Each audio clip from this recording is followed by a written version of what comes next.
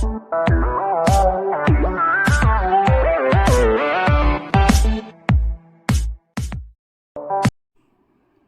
मेरे प्यारे भाइयों बहनों, आइए सारे इस विदार्थ में आपका स्वागत है, हार्दिक अभिनंदन है। तो मेरे प्यारे भाइयों बहनों, आज हम आपके सामने फिर से लेकर आ चुके हैं राजस्थान राज्य का विशेष करंट अफेयर 29 अप्रैल 2023 का।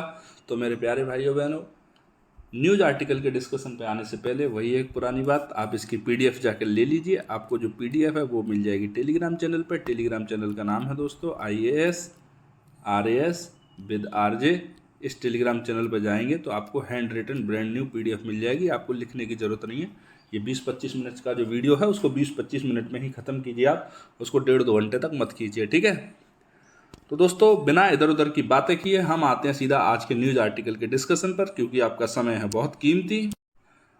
आज का हमारा पहला न्यूज़ आर्टिकल है वो है दोस्तों पंच कल्याण महोत्सव के बारे में। किसके बारे में? पंच कल्याण महोत्सव के बारे में।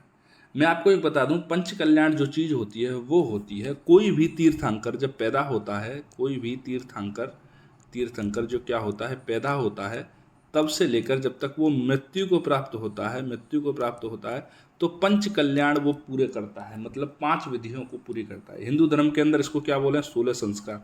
हिंदू धर्म के अंदर कितने होते हैं? जन्म से लेकर मृत्यु तक 16 संस्कार होते हैं। उसी तरह का क्या होता है? पंच कल्याण होता है, ठीक है। पंच कल्याण जैन धर्म से संबंधित है, जो जैन धर्म के तीर्थंकर हैं उनसे संबंधित है, विशेषकर ये सामान्य जैन लोगों से संबंधित नहीं है, ठीक है।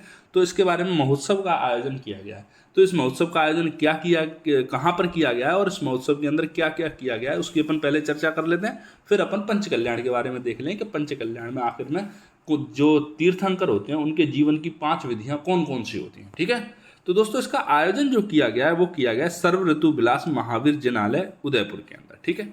ये इस जगह का नाम है, इसको आप याद कर लेना, आपसे किसी भी एग्जाम के अंदर पूछा जा सकता है। दोस्तों, जिनालय का मतलब होता है जैन धर्म के मंदिर, ये आप समझ लेना। जैन धर्म के जो मंदिर होते हैं, जैन मंदिर, उनको बोलते हैं जिनालय। विद्यालय जो भी चीज़ होती है ना, अपन बात करते हैं जैसे मंदिरालय, विद्यालय, उसी तरह से जिनालय, जहाँ पर जिन से मुलाकात होती है। जिन का मतलब होता है जो जैन धर्म के वो गुरु जो कि कैवल्य को प्राप्त कर चुके हैं, ठीक है। तो दोस्तों, इस अवसर पर क्या किया गया है? एक रजत मान स्तंभ की स्थापना की गई है। रजत मान स्तंभ, रजत का मतलब होता है दोस्तों चांदी। क्या होता है? चांदी, ठीक है। मान का मतलब होता है किसी के सम्मान में, और स्तंभ का मतलब होता है आपका खंभा, ठीक है। ठीक है, वो दारू वाला खंभा नहीं होता, ये पत्थर वाला खंभा है, ठीक है।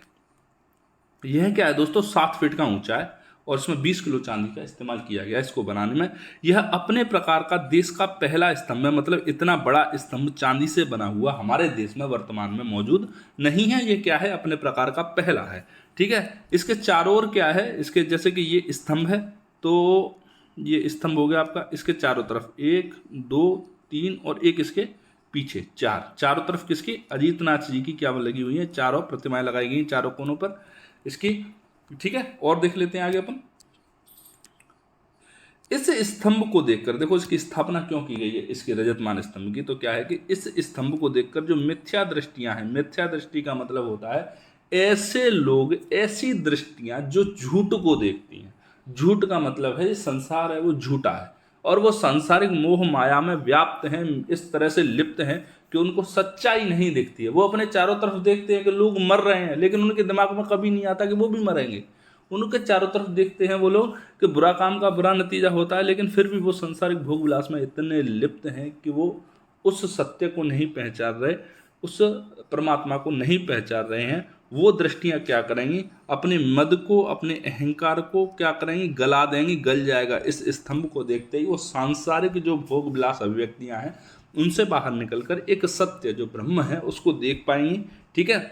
और क्या होगा? जो भव्य जीव हैं, भव्य का मतलब होता है आपका जेंटलमैन जीव, जेंटल जीव, जेंटल, भव्य, जेंटल जीव। जेंटल का मतलब जिनको दूसरे के दर्द में खुद को दर्द होता है, भगवान को पहचानते हैं, उस तरह के जीव हैं। वो क्या करेंगे? इसको देखकर वो सम्यक दृष्टि होकर समवसरण में प्रवेश कर जाएंगे। समवसरण में प्रवेश कर साक्षात अरिहंत भगवान की वाणी सुनने का अधिकारी बन जाएगा।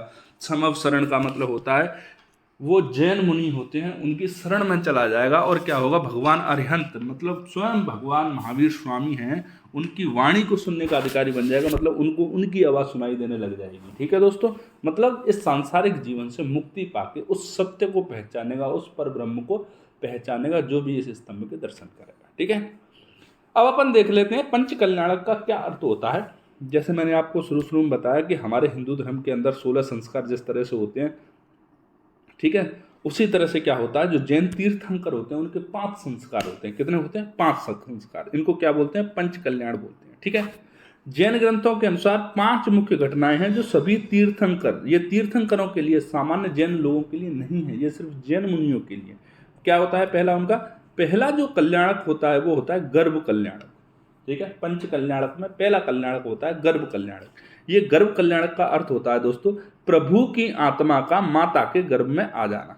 जो हमारे भगवान हैं, जो स्वयं पर ब्रह्म है, वो अपना एक अंश भेज दें माता के गर्भ में, तो वो क्या हो गया? गर्भ कल्याणक हो गया, मतलब तीर्थंकर गर्भ में आ गए। ठीक है, उसके बाद होता है जन्म कल्याणक। इसका मतलब आप सारे जानते हैं, जन्म हो गया तीर्थंकर का। दीक्षा कल्याणक मतलब जब कोई तीर्थंकर सब कुछ त्याग कर वन में मुनि से दीक्षा ग्रहण कर लेता है तो उसको क्या बोलते हैं? दीक्षा कल्याणक बोलते हैं। जैसे महावीर स्वामी थे, 29 वर्षों तक राजकुमार रहे, राजा रहे, उसके बाद क्या हुआ, वो तीर्थंकर हो गए, तो उन्होंने दीक्षा कल्याणक जो है वो वाला स्टेप क्रॉस किया, तो उसके बाद क्या हो गए, वो तीर्थंकर की एक अगली श्रेणी में आ गए। अब हम चलते हैं चौथी श्रेणी में, 4th स्टेप पे। चौथा कल्याणक है वो कौन सा है? केवल ज्ञान कल्याणक। कौन सा? केवल ज्ञान कल्याणक। ये केवल वाला वो वाला केवल नहीं है, ओनली वाला केवल नहीं है, ये केवल कैवल्य का एक आत्मक है। जो कैवल्य होता है, कैवल्य का मतलब होता है मोक्ष की प्राप्ति होती है, कैवल्य की प्राप्ति होती है, ज्ञान की प्राप्ति होती है, घर को छोड़ देते हैं, कैवल्य को प्राप्त कर लेते हैं। केवल ज्ञान कल्याणक होता है चौथे नंबर का। और 5वें नंबर का होता है मोक्ष कल्याणक, मतलब भगवान शरीर त्याग कर निर्वाण प्राप्त कर लेते हैं। भगवान का जो अंश आया था पहले में गर्भ कल्याणक में, वो अंश दोबारा मोक्ष कल्याणक की फॉर्म में दोबारा से भगवान से जाकर मिल जाता है। तो इस तरह से जैन तीर्थंकर होते हैं उनके 5 कल्याणक होते हैं। ठीक है, तो दोस्तों अपन चलते हैं अगले न्यूज आर्टिकल के डिस्कशन पर। हमारा अगला न्यूज आर्टिकल है स्मार्ट प्रीपेड मीटर। कौन सा? Smart prepaid meter. अब इसका मतलब आप समझ लो पहले साधारण से शब्दों में, फिर आपको समझाएंगे जो जटिलता होती है परीक्षा की, उसके हिसाब से। ठीक है, तो दोस्तों स्मार्ट प्रीपेड मीटर का मतलब होता है ऐसा मीटर, जैसे आपका मोबाइल है, इतना स्मार्ट होता है 3 दिन पहले गाने लग जाता है कि रिचार्ज कराना सुविधाओं का आनंद लेने के लिए, नहीं तो हम बंद कर देंगे रिचार्ज कराना। इसी तरह से आपका मीटर गाना गाने लग जाएगा 3 दिन पहले, भैया रिचार्ज करा लो नहीं तो पंखे की हवा भूल जाओ, रिचार्ज करा लो नहीं तो पंखे की हवा भूल जाओ, सब कुछ अंधेरे में कर देंगे, बंद कर देंगे। तो वो इतना स्मार्ट होगा, पहले ही बताने लग जाएगा। दूसरी बात यह है, वो बोलेगा पहले भोजन दो तब काम करेंगे। पहले आपको क्या करना है? रिचार्ज करना है, रिचार्ज करो पहले, उसके बाद क्या होगा? इलेक्ट्रिसिटी चालू होगी। अब आपके पास कोई ऑप्शन नहीं है, आपको मीटर भी लगवाने पड़ेंगे, पहले रिचार्ज भी करवाना पड़ेगा। चोरी का मतलब ही खत्म। 1000 रुपये का रिचार्ज करवाया, 1000 रुपये की इलेक्ट्रिसिटी बंद होते ही मीटर बंद हो जाएगा, 1000 रुपये पूरे होते ही मीटर बंद हो जाएगा। ठीक है, इसमें ऐसा कोई सिस्टम नहीं है कि एक बार करवा लो महीने भर तक फ्री वाला कोई सिस्टम नहीं रहेगा इसमें। 1000 रुपये डलवाओगे तो 1000 रुपये की बिजली चलेगी, नहीं तो उसके बाद बिजली कट। ठीक है, तो दोस्तों अब देख लेते हैं एग्जाम की दृष्टि से क्या क्या टेक्निकल बातें हैं इसके बारे में। तो दोस्तों ऊर्जा विभाग के द्वारा क्या किया गया है, एक पुनरुत्थान वितरण योजना है। कौन सी योजना है? पुनरुत्थान वितरण योजना। ये केंद्र सरकार की योजना है। अभी अपन राजस्थान के बारे में पढ़ रहे हैं, फिर केंद्र के बारे में पढ़ेंगे।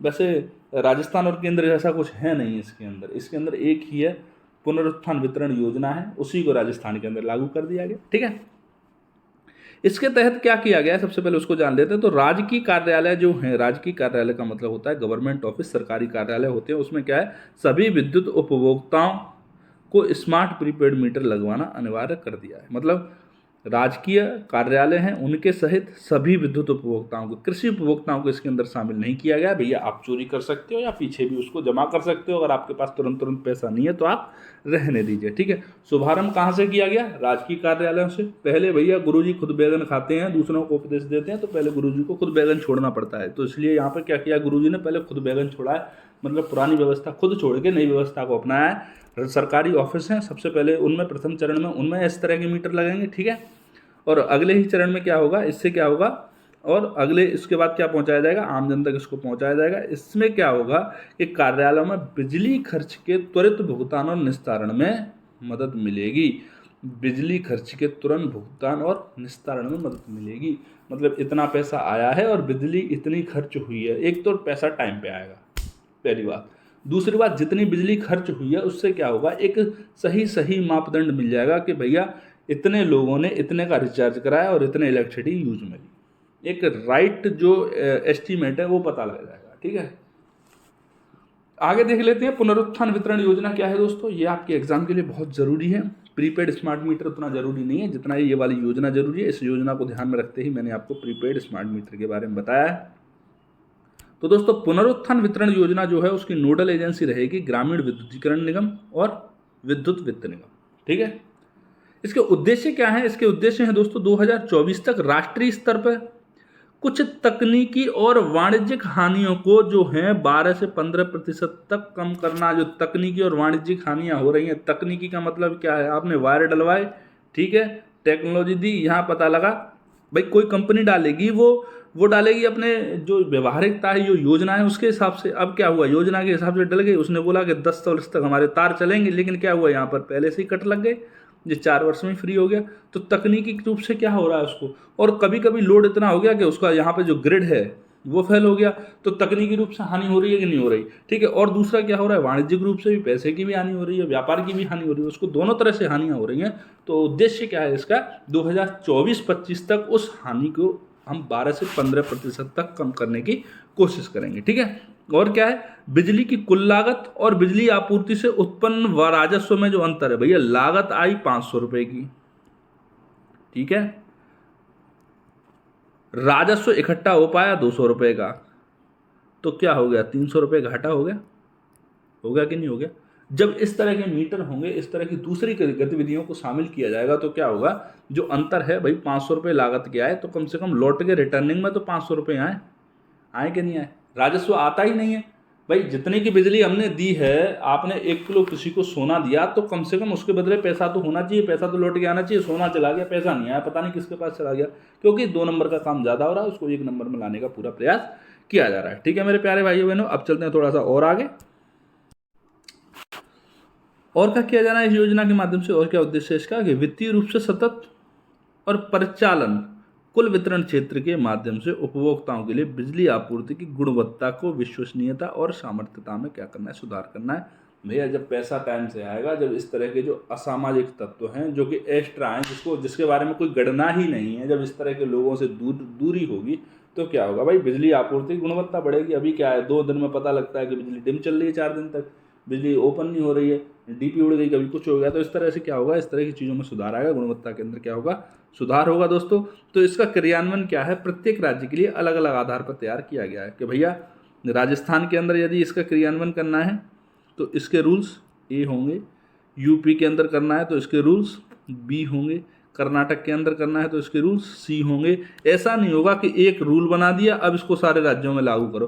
देखो सारे राज्यों की भौगोलिक और सामाजिक दशाएं अलग अलग हैं, ठीक है, इंफ्रास्ट्रक्चर का लेवल है वो अलग अलग है। यदि आप एक ही तरह के रूल्स बना दोगे, एक ही नियम बना दोगे, तो उसके कार्यान्वयन में बहुत बहुत बहुत समस्याएं आएंगी। हो सकता है कई राज्य तो फेल ही हो जाए उसको। आपने इंफ्रास्ट्रक्चर हैवी, महाराष्ट्र के अंदर बहुत अच्छा इंफ्रास्ट्रक्चर है, आपने एक नियम बना दिया महाराष्ट्र को ध्यान में रखते हुए, तो यूपी में तो काम ही फेल हो जाएगा नहीं। राजस्थान को ध्यान में रख के बना दिया तो बिहार के अंदर काम फेल हो जाएगा नहीं। तो यह क्या है, हर एक राज्य के लिए अलग अलग आधार पर क्या किया गया, रूल बुक को तैयार किया गया है, जिसके आधार पर इस योजना को क्या किया जाएगा दोस्तों, लागू किया जाएगा। ठीक है, इसके अंदर और क्या क्या प्रावधान किए गए हैं, उन प्रावधानों को भी अपन देखवा लेते हैं। तो क्या प्रावधान किए गए हैं कि अवसंरचना को मजबूत करने के लिए डिस्कॉम जो कंपनियां उनको सशर्त वित्तीय सहायता प्रदान करेगी भारत सरकार। क्या करेगी, सशर्त वित्तीय सहायता। मतलब आपको यदि 100 रुपये 1 मंथ के लिए दिए हैं तो 1 मंथ में आपको वापस करने पड़ेंगे। फ्री में कुछ नहीं होगा, ग्रांट तो कुछ नहीं होगी, सशर्त होंगी, आपको लेना है तो आपको वापस भी करना पड़ेगा। ठीक है मेरे प्यारे भाइयों बहनों, अब चलते हैं थोड़ा सा और आगे। तो वर्तमान में चल रही परियोजनाओं को इसमें अंदर शामिल किया जा रहा है। कौन कौन सी परियोजना जो वर्तमान में चल रही हैं उनको भी क्या किया जा रहा है, इस वाली योजना के अंतर्गत शामिल किया जा रहा है। इसके अंदर एफिशिएंसी को बढ़ाने के लिए तो कौन कौन सी योजना को, एकीकृत विद्युतीकृत विकास योजना, दीनदयाल उपाध्याय ग्राम ज्योति योजना, उज्ज्वल डिस्कॉम एश्योरेंस योजना, जम्मू कश्मीर और लद्दाख जैसे प्रदेशों के लिए प्रधानमंत्री विकास पैकेज है, उसको भी इस योजना के अंतर्गत शामिल किया जा रहा है, जिससे कि आप हो एक तो भैया जो असामाजिक लोग हैं, असामाजिक तत्व हैं, वो अलग हो जाए। इससे क्या होगा दोस्तों, देखो अभी तक क्या है, जो बीपीएल लोग हैं या दूसरे तरह के लोग हैं, गरीब आदमी करवा लेते हैं। अब क्या वो लोग अंधेरे में रहेंगे? नहीं भैया, अंधेरे में नहीं रहेंगे। इससे क्या होगा कि जो गरीबों की आड़ में जो गोरख धंधा चल रहा है, नाम होता है गरीबों का चोरी करने का, लेकिन जो लोग समर्थ हैं वो क्या करते हैं, गरीबों से बहुत ज़्यादा इलेक्ट्रिसिटी वगैरह को चोरी करते हैं दिमाग लगाकर विविध विविध तरीक़ों से। तो उनका क्या होगा, एक ओरिजिनल एस्टीमेट पता लगेगा गवर्नमेंट को कि भाई इतनी आवश्यकता होती है, तो आप क्या कीजिए, आप पहले पैसा दीजिए, उसके बाद इलेक्ट्रिसिटी लीजिए, और फिर इन लोगों के लिए क्या करेगी गवर्नमेंट, एक अलग से नीति ले आएगी। क्या दिक्कत आ रही है गवर्नमेंट को नीति लाने में? संसद है किस लिए? ठीक है, उसके माध्यम से सारे लोगों को राइट टू इलेक्ट्रिसिटी मिल जाएगा, सभी लोगों को इलेक्ट्रिसिटी मिल जाएगी। ठीक है, अब चलते हैं दोस्तों आगे। इसके द्वारा और क्या प्रावधान है, इसमें क्या किया जाएगा, स्मार्ट मीटरिंग का प्रयोग किया जाएगा। जैसा मैंने आपको सबसे पहले बताया था कि स्मार्ट मीटरिंग की जा रही है राजस्थान के सरकारी ऑफिसों के अंदर। तो उसको बताने का कारण यही था कि राजस्थान क्या होगा कि यहाँ इसके अंदर स्मार्ट मीटरिंग होगी, और क्या होगा, डेटा का विश्लेषण होगा। किसके माध्यम से? एआई के माध्यम से। डेटा का विश्लेषण मतलब हमने 100 मेगावाट बिजली को दिया गया है, 100 मेगावाट बिजली दी है किसी संस्था को, या फिर किसी एरिया के अंदर 100 मेगावाट इलेक्ट्रिसिटी को भेजा है, तो वहाँ से कितने का रिटर्न हमको मिला है। पता लगा 40 मेगावाट बिजली का ही पैसा मिला, बाकी 60 मेगावाट क्या हो गई, चोरी हो गई।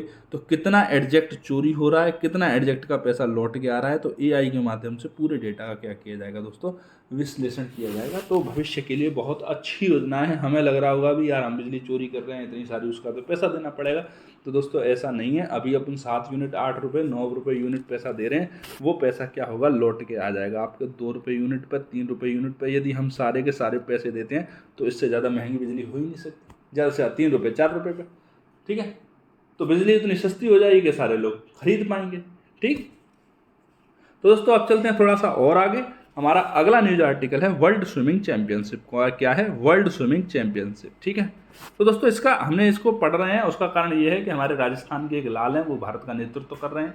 तो दोस्तों ये न्यूज़ उतनी इंपॉर्टेंट नहीं है, लेकिन फिर भी पढ़ लेते हैं। इसका आयोजन किया जा रहा है 2023 के अंदर जापान में।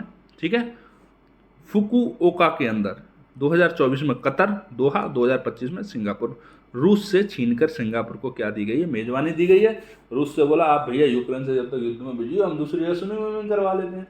ठीक, अब चलते हैं थोड़ा सा और आगे, अपन देख लेते हैं आगे क्या न्यूज आर्टिकल्स हैं। तो दोस्तों स्विमिंग जो कंपटीशन है, स्विमिंग चैंपियनशिप है, इसमें भारत का जो प्रतिनिधित्व कर रहे हैं वो राजस्थान मूल के आर्यन नेहरा कर रहे हैं। कौन कर रहा है? आर्यन नेहरा। तो ये अभी तक अपने करंट अफेयर के लिए इंपॉर्टेंट नहीं है। अपने करंट अफेयर के लिए जो इंपॉर्टेंट है वो 3 फैक्ट हैं, 2023 का, 2024, 2025 का, कहाँ कहाँ पर आयोजन किया जा रहा है। लेकिन नेहरा जी को अपन इसीलिए पढ़ रहे हैं क्योंकि अगर कल नेहरा जी अगर वहाँ से कोई मेडल लेके आए तो फिर अपने करंट अफेयर के लिए चीज़ इंपॉर्टेंट हो जाएगी। वैसे बहुत सारे लोग खेलने जाते हैं, लेकिन यदि मेडल नहीं आया तो वो करंट अफेयर के लिए इंपॉर्टेंट नहीं है। आप मेडल लेके आओगे तभी वो चीज़ करंट अफेयर के लिए इंपॉर्टेंट है। ओके दोस्तों, तो दोस्तों अब चलते हैं अपन थोड़ा सा और आगे। अपना आज का अगला न्यूज आर्टिकल है राजस्थान में 13 नए एफएम ट्रांसमीटर का शुभारंभ किया गया है। कितने का? 13 नए एफएम ट्रांसमीटर सिस्टम का क्या किया है? शुभारंभ किया गया है हमारे प्रधानमंत्री मोदी जी के द्वारा, वीडियो कॉन्फ्रेंसिंग के माध्यम से किया गया है। वैसे तो दोस्तों प्रधानमंत्री मोदी जी के द्वारा क्या है, रेडियो कनेक्टिविटी को बढ़ाने के लिए, रेडियो कनेक्टिविटी को देश के कोने कोने तक ले जाने के लिए क्या किया गया है, 100 वाट क्षमता वाले 91 नए एफएम ट्रांसमीटरों को 18 राज्यों और 2 केंद्र शासित प्रदेशों के अंदर क्या किया गया है, शुभारंभ किया गया है। ये 18 राज्य 2 केंद्र शासित प्रदेशों के नाम रटने की कोई जरूरत नहीं है, क्योंकि यदि आप राजस्थान के लोग हो, राजस्थान के रहने वाले हो, तो राजस्थान के जो 13 जुड़े हैं वो आपके लिए इंपॉर्टेंट है। रट्टा मार सको तो उन 13 का रट्टा मार लेना। ठीक है दोस्तों, देख लेते हैं पर राजस्थान के कौन कौन से हैं जिनको क्या किया गया है, एफएम के माध्यम से सुविधा प्रदान की गई, कनेक्ट किया गया है। तो दोस्तों राजस्थान में 13 स्थान एफएम ट्रांसमीटरों के साथ में क्या हुआ है, 13 स्थानों पर एफएम ट्रांसमीटरों की क्या हुआ है, शुरुआत हुई है। मतलब जो आप एफएम जयपुर के अंदर सुन पाते हो ना, जयपुर जोधपुर के अंदर, अब वो एफएम आप 13 नई जगहों पर और सुन पाओगे। पहली जगह कौन सी? सूरतगढ़, गंगानगर के सूरतगढ़ में, करणपुर ये भी गंगानगर में, फलौदी जोधपुर के अंदर, खाजूवाला बीकानेर के अंदर, सुजानगढ़ चूरू के अंदर, भद्रा हनुमानगढ़ के अंदर, और जिला मुख्यालय हनुमानगढ़, मतलब जो मेन सिटी हनुमानगढ़ की वो। ठीक है, इसके अलावा भीलवाड़ा में, जालौर में, पाली में,